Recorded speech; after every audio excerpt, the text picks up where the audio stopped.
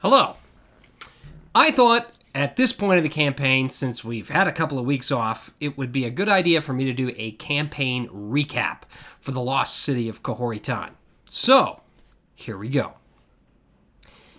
In the beginning of the campaign, our party started off right about here in the city of Doheg. Doheg is the religious capital of the Northern Kingdom, which is this large section right there. And in this city, there is something kind of like a walled city within a city. You have this old town around it, and in the middle there are 12 sanctums. Think of them as cathedrals. Each of the cathedrals is dedicated to one of the new gods, the Dohega pantheon. Dohega means 12, so there's 12 of them. And in this city, there is a university called Sanctum XN, where all things historical and artifact-oriented are studied. Now, several of our members of our party were part of that Sanctum XN. They studied there for at least a couple of years, and then they went off did sort of a 2-year mission to explore further their interests in history. And they're all dedicated to discovering the ancient history of the continent of Sicaria, all the mysteries there within.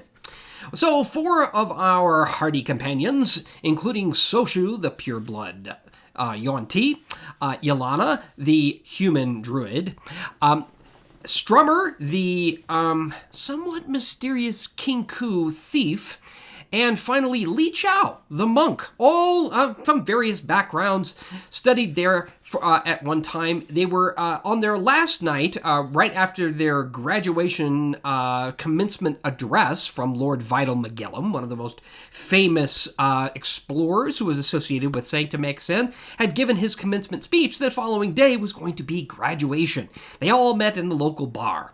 They met, they had a good time, they hung out with a friend of theirs named Jaddy, who was a satyr who actually ended up flunking out and was arrested that evening. But everything was broken up when suddenly Uther Capertil arrived in the little bar there and let everybody know something was going on. In fact, there had been an attack by the country of Tidestone. This town way down here at the bottom, actually it's not a town, it's this large area right here called the Tri-Barony of Tidestone. And they had staged a secret attack on the city of Doheg, which then thrust the Northern Kingdom and Tidestone into war. For 2 years, this war raged, and during that time, our hardy companions, the 4 members of the Sanctum XN, actually did some traveling. And during that time, unfortunately, the church itself decided that Sanctum XN had somehow been involved in this attack. They dissolved Sanctum XN.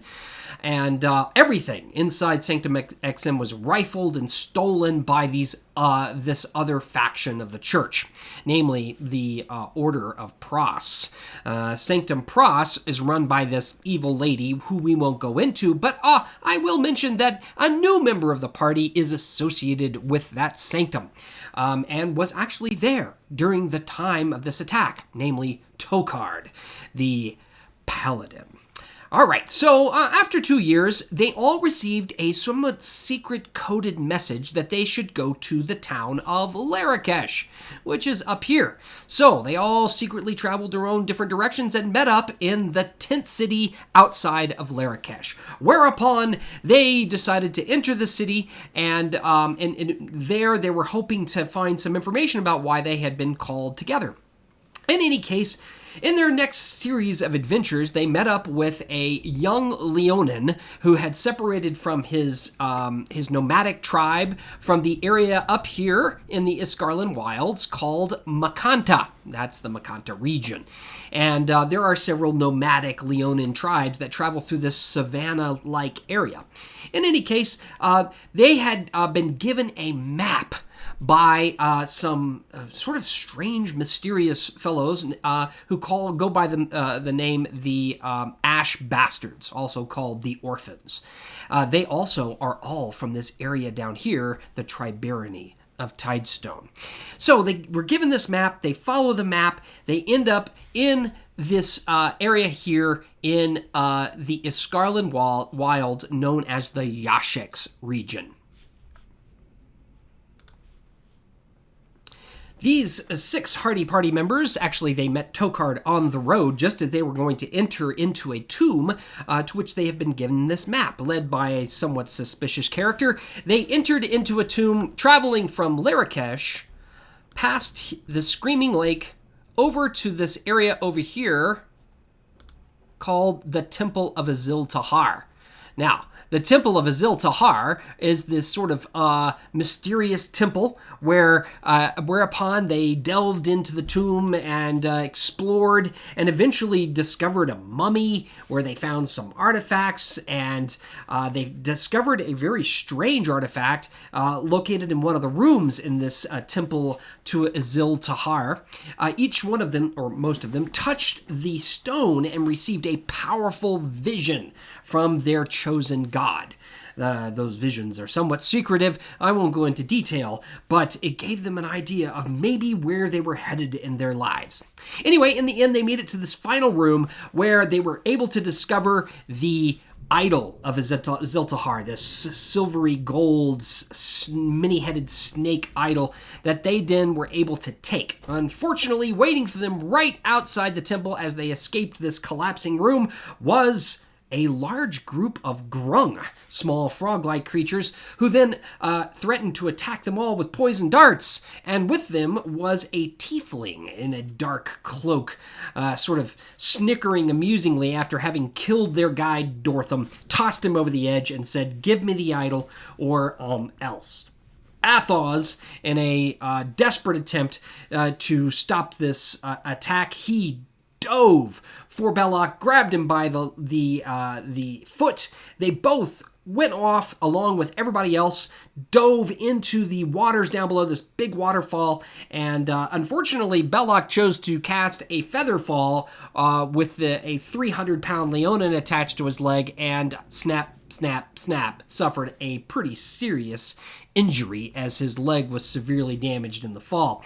All the rest of the crew fell into the water, barely survived, and eventually, slowly, after rescuing their friend Jaddy, who had been kidnapped by a group of these grung as she was waiting outside the temple, they all made it back to the town of Larakesh.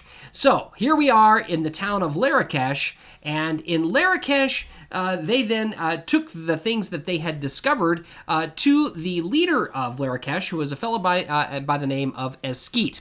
Eskeet is a somewhat older warrior Leonin who has a tough reputation and loves artifacts. In fact, as is typical for Leonin, he wants to bring glory to himself by building the world's greatest museum right there in the town of Larakesh. So they suddenly made friends with the Atra.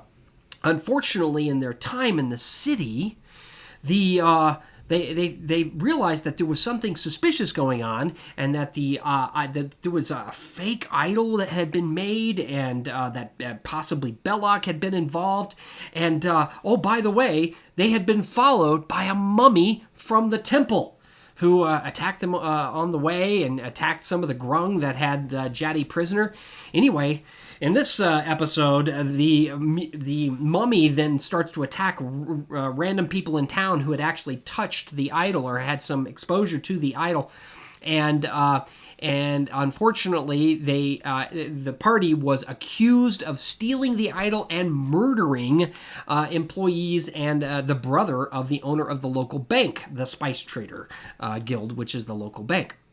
They were placed into prison where they fought the mummy and, with a little help from the Atra, killed it, and then were sort of declared somewhat heroes. The Atra was just ecstatic to receive this idol. He placed it into this somewhat mystical vault underneath the museum, where obviously there are literally tons of untouched artifacts that he has collected over the years from all these traders that come in and out of Larakesh. And it was there that they were given even more information. In fact, a logbook from Lord Vital McGillum's expedition into the Escarlin Wilds some 20 years before. So after being given some provisions by the Atra and purchasing some provisions themselves, they decided to set off into the wilds in search of a map, or at least piece together a map of that would tell them something about the location of the lost city of Khaoritan, which is where they're supposed to be going, because those orphans, the Ash Bastards, they met some sessions before, had told them they needed to get there and get this artifact, and had given the party a stone. And they said they can activate this stone and it would send them a message letting them know that they had discovered these lost artifacts in the lost city of Khaoritan. Now, of course, the Ash Bastards then quickly ran out of town on their own adventure. So, now we come to an exploration part of Yashix, where they're looking for the first excavation of Lord Vital Magillum somewhere in the Yashix region of the Iskarlan Wilds. So there they are. They're traveling through the wilds. They run into the expeditioners. This group of motley crew of 6 adventurers run into a few different adventures along the way. One of them being they actually discovered a group of Yuan-Ti in military formation called the Pureblood Revolutionary Army. Strummer decided to sneak into this encampment and do some espionage, which he succeeded at. Found several cages of prisoners kept there, and then eventually made his way out without being discovered, luckily. Then they traveled over to an area where they thought they might find hints of another sort of side quest given to them by one of the traders there in Larakesh. He's missing his brother, who entered the Yashix region several years before and has never been heard from since. They were successful in discovering a couple of dead bodies that had symbols from the area where these hobgoblins were from, and they had symbols on their, sort of rusted chainmail. They entered the cave there, which turned out to be the ruins of an ancient fortress of some primal champion from thousands of years ago named Jalantak. And this was obviously their last stand. They had a very strange and mystical experience where they literally were transported back in time 2,000 years on the day of the cataclysm, which happened some 2,000 years ago and nearly destroyed all of Sicaria. And in that moment, they had to fight themselves and fight some illusory ghosts. And then they entered into the tomb. They discovered some ancient artifacts there, and also freed these spirits that had been trapped there because of their oath that they made to their leader Jalantak. And they by fighting the general of the armies, the expeditioners were able to free all these spirits and end the curse of the fortress of Jalantak. From there, they traveled further to the west, right? So they're heading from right here, which is the Teeth of Chavalt, which is where they found the fortress. And then the party traveled a little bit to the west, where they actually got caught up in a hurricane and a mudslide and were captured by a group of Boronai. The Boronai are the tribes of the Yashix region and the Matanta, all of the Iskarlan Wilds, who are the native inhabitants. They are Tabaxi is their race, and they were captured there. They were kept prisoner for a while, and they decided to put them to the test because they believed that they weren't bad people and that they might actually, that the expeditioners, this group of hardy adventurers, might have some relationship to somebody they knew, at least from years ago, a fellow by the name of Lord Vital Magillum. So in doing so, they put them to the test by having them track down and kill the Rivomath, some kind of strange dragon hybrid that swims in this river right here called the Green Bear River. They were able to track it down. The party, you guys, were able to track it down and kill it. And then they had a big celebration. And they even agreed to give you some of what they could salvage from the body of this sort of dragon hybrid that travels through these rivers. And promised to make you some weapons and some armor. They then also lent you a boat. Now, it was in this town that you met a couple of friendly Boronai, who Tornscale and his wife, who kept sort of put you up for a couple of nights, and you got to know them. They turned out to be really friendly folks, and made some friends there. In addition to that, Lana, attracted the attention of the shaman of the village, an old tabaxi, who is obviously quite a powerful magic user of herself, some kind of shaman or druid or something like that. And they paid special attention to her and her apprentices, and brought her into another room where they showed her an image of a mighty pyramid and said she needed to go there and that she should come back, and that if they would like to induct her, that she was one of the chosen. She could be inducted into the shamanic order of the Boronai tribes.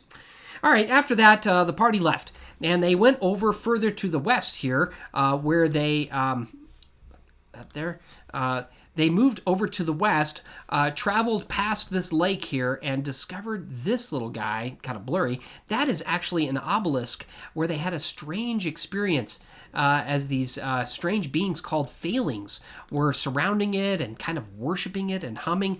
And then after that, traveled even further to the west, where they discovered the excavation of Lord Vital McGillum. And now we come to the more recent time period. It's there that they fought an entire village of bullywugs, only to get into this ancient structure that was in the middle of their village, where Lord Vital McGillum had performed his first excavation of some of the ancient structures from thousands of years below that had been built by the Khaori Empire, which was this empire led, well, at least the modern era thinks that they were led by elves. It was actually a conglomeration of different races that led the Khaori Empire and built this mighty metropolis, the center of which was the city of Khaoritan.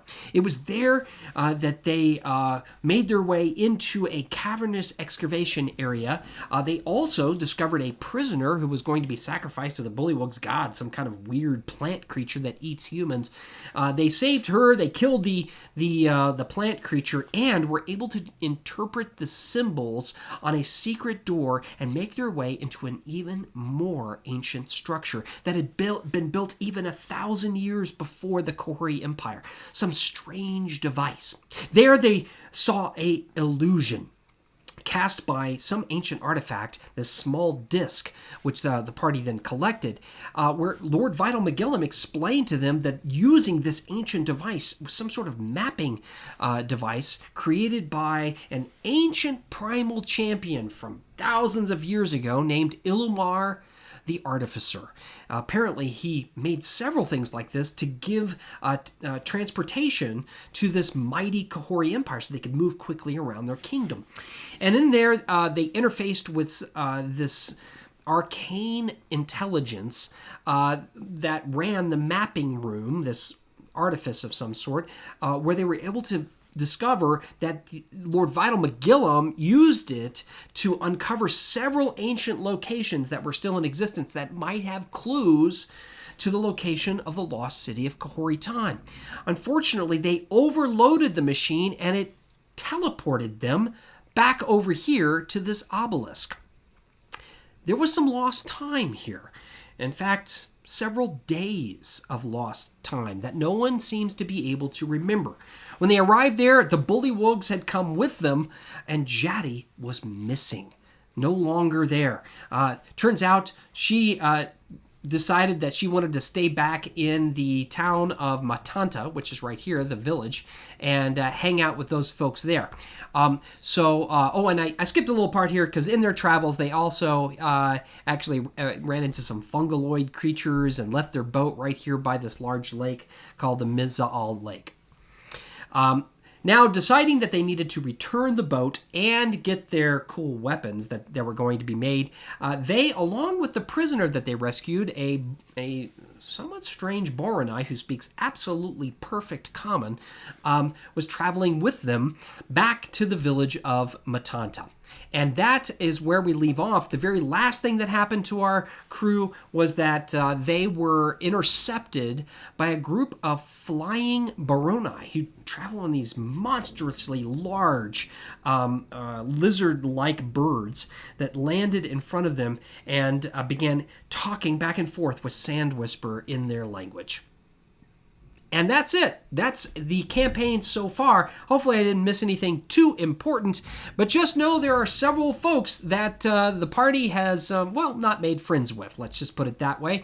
Namely, Belloc, a treasure hunter and explorer whose leg they messed up. The Aiden clan, who is a sort of a gang, a powerful gang in Marrakesh, also not so friendly with the party. In addition to that, in order to get entrance into the city, they had to make a deal with a group called the Al Jamjama, who are hovering over their heads, and at some point when they return to Marrakesh, may just tell them they owe them that favor that they requested of them some now weeks ago. And that's where we find them, on the trail back to Matanta, the Matanta village right here, Matanta Lissasua village, with Sand Whisper, this enigmatic Boronai female with some druid abilities, but still a little bit mysterious.